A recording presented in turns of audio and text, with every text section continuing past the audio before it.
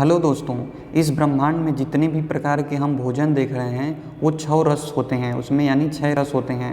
मधुर, अम्ल, लवण, कटु, तिक्त, कषाय। ठीक, तो जो मधुर यानी मीठा होता है उसमें पृथ्वी और जल तत्व होता है। ठीक, और जो हमारा अम्ल होता है उसमें पृथ्वी और अग्नि तत्व होता है। अब देखिए, पृथ्वी और अग्नि तत्व अम्ल में है यानी खट्टे में है, इसीलिए जिसको जलन या फिर जिसको बहुत ज़्यादा शरीर में गर्मी रहती है वो अगर अम्ल, विकृत अम्ल या फिर अम्ल का ज़्यादा सेवन करेगा तो वो अग्नि के गुण को बढ़ा देगा, क्योंकि पहले से ही अम्ल में क्या है, अग्नि है, और उसके शरीर में अग्नि है। ठीक, ऐसे ही लवण में जल और अग्नि होता है।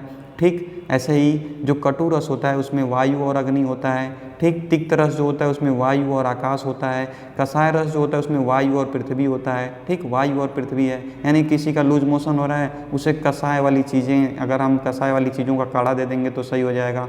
मधुर वाला है, कोई पहले से ही बहुत भारी भरकम शरीर लिए है, इसमें पृथ्वी और जल तत्व है, इसको देंगे तो और भारी हो जाएगा। ठीक, तो इन रसों का और इन पंच महाभूतों का गेम अगर आपने समझ लिया तो आपको पता चल जाएगा कि हमारे शरीर के लिए क्या, कब और किस टाइम पे ज़रूरी है और नहीं ज़रूरी है।